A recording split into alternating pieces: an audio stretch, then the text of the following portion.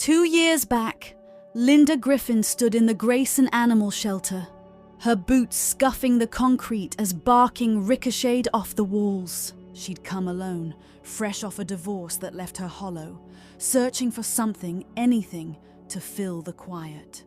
The kennels blurred past until she stopped at one. A silver-white Siberian husky, ears drooped, blue eyes staring through the bars. "That one's a handful," the worker warned. "I've been here months." "Too wild." Linda crouched, meeting those eyes. "She's not wild. She's waiting." That day, Ben, her 10-year-old, named her Luna. At home, she tore into a couch cushion, scattering fluff like snow. Linda laughed for the first time in weeks, and Ben tackled her, shouting, "She's ours!" Luna settled fast. Mornings found her nosing Linda's slippers to the bed, her tail a metronome of joy. Evenings saw her sprawled by Ben's homework, snuffling his pencils as he scratched equations. On weekends, they'd trek the creek behind their house. Ben tossed sticks, Luna splashed, her barks echoing through Grayson's pines. Once, after a storm, she dug Linda's lost keys from the mud, dropping them at her feet with a proud huff. "You're my compass," Linda murmured, ruffling her ears. She didn't know how true that'd prove.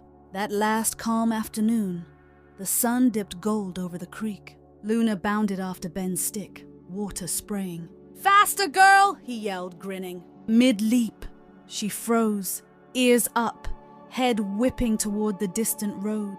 A growl rumbled, low and primal, her gaze slicing the horizon. "What's wrong?" Ben asked, stick slipping from his hand. Linda frowned, brushing it off. "Probably a deer." An hour later, Luna lunged, snapping her leash from Ben's grip, and tore toward the highway. Her howl faded into the dusk, sharp as a blade. 2 days later, fog smothered that road, cloaking the wrecked red sedan in the ditch. Its hood was crushed against a tree, windshield a fractured maze. Luna stood guard, her silver coat matted, her cries slashing the quiet. Headlights swept past. Drivers tossed scraps she ignored. She'd heard it, a faint, ragged breathing buried in the wreck. For 48 hours, she refused to budge, her voice a lifeline through the cold. Linda found her that first night, shivering but unyielding. "Come home," she pleaded, tugging the leash. Luna yanked free, planting herself by the car, her blue eyes blazing. Linda's life had stitched around Luna. Mornings meant sipping coffee while Luna pawed the back door, eager for their walk. Nights brought Ben reading comics aloud, Luna's head on his lap, her snores punctuating punchlines. After the divorce, Linda's shifts at the diner stretched late. Luna waited by the window, silhouette steady against the glass. "Now this, she's not coming back." Ben whispered by the ditch, his voice small. Linda's chest tightened. She dialed the sheriff, breathless. "My dog won't leave the wreck." "Check it again," the deputy snorted. "Lady, we've got real emergencies." "Driver bolted!" "Car's empty." "Your mutt's barking at ghosts." The line clicked dead. Linda stared at the phone, Luna's howls echoing in her skull. Day 2 dawned gray, rain pelting the road. Luna stood soaked, her fur plastered to her frame. A trucker stopped, boots sloshing. He peered inside, shrugged. "Nothing here, crazy mutt," he grunted, kicking a tire. Luna lunged, teeth grazing his shin, driving him back. He cursed, peeling out, taillights fading. A jogger paused, umbrella tilted. "Poor thing's lost it," she muttered, dropping a granola bar Luna ignored. By noon, wind whipped the sedan's loose fender, a rhythmic clank like a heartbeat. Linda returned, rain streaking her face. "She knows something," she told Ben, hands trembling. "Mom, you don't believe her," he snapped. "What if she's wrong?" "I'm scared she's right," Linda choked. "I can't lose her." Ben kicked the mud, but Luna's cry stitched them back. Linda called the volunteers. "Trust my dog," she begged. Rain eased by morning, fog thick as the rescue team arrived. Luna's fur bristled, her growl a warning. Easy, girl. Mike, grizzled and steady, coaxed, but she reared, snapping at his hand. Linda yanked her back, leash taut, Luna's whines carving the air. A crowd gathered, locals damp and curious, murmuring. Mike peered through the rear window and staggered. "Get over here," he yelled. The team swarmed the trunk, its lock fused shut. A crowbar slipped, gashing Mike's palm, blood splattering frost. "Keep going," he barked, wincing. Another rescuer, Jen, wedged a tire iron in, metal groaning. "Just trash," she muttered, tugging a blanket until a tiny, bound hand fell free. Gasps rippled. The blanket dropped, revealing a 5-year-old girl. Pale, wrists tied with frayed rope, a red welt on her cheek from a lost gag. An empty chip bag and water bottle rolled out. A medic, hands shaking, pressed fingers to her neck.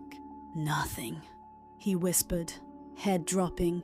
Then her fingers twitched, a faint squeak wheezing free. "She's alive!" Mike shouted, slicing the ropes. Jen fumbled the radio, voice cracking.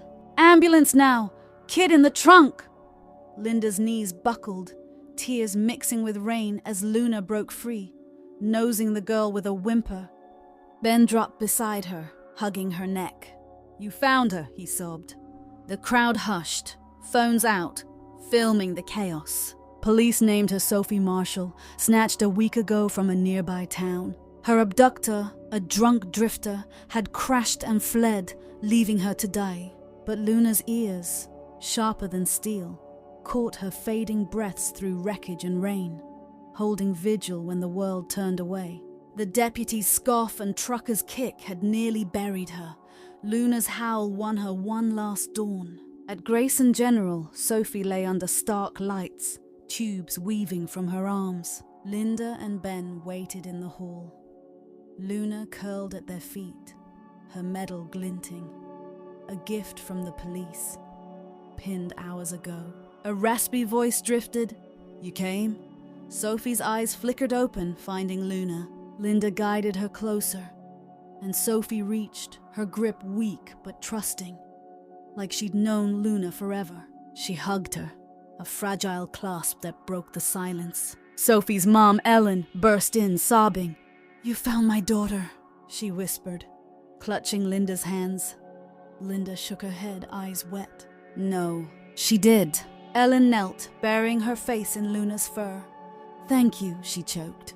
Her dad, Tom, stood silent, then rasped. "We owe her everything." Outside, news vans swarmed, lights flashing. Hero dog saves kidnapped girl. The deputy who dismissed Linda appeared, hat in hand. "Should have listened," he muttered, scratching Luna's ears. "She's sharper than us." A detective joined, briefing them. "Drifters in custody. Confessed." Luna cracked it. Linda nodded, numb as Ben grinned. "She's my hero." Ellen squeezed Linda's arm. "She's Grayson's now." A month later, life shifted. Linda cut diner shifts, training Luna for search and rescue. Her howl now a tool for the lost. Ben taped her news clip to the fridge, sketching her medal in his notebook. But nights Luna wouldn't settle. She'd pace the porch, ears twitching at every rustle, as if Sophie's breath still called. Locals left bones by the gate. Kids taped crayon signs to the mailbox. "Thank you, Luna." One evening, a girl from Ben's class, shy and scarred, approached during a walk. "Can she sit with me?" she asked. Luna flopped beside her, head in her lap, and the girl smiled. "First time in months," her mom said. Word spread. Kids with shadows in their eyes sought Luna out, her steady gaze a balm. One dusk, Ben took Luna to the creek, where she'd first growled. The scarred girl tagged along, clutching a red balloon from a school fair. She tossed a stick. Luna splashed after it, tail wagging. Then the girl knelt, tying the balloon string to a rock. "For the ones who don't get found," she whispered, letting it drift skyward. Luna watched it rise, her blue eyes tracking its climb until it vanished into the twilight. Ben hugged her. "You can rest now," he said. She leaned into him, curling up at last, her gaze sweeping the dark, a vow to hear the unheard.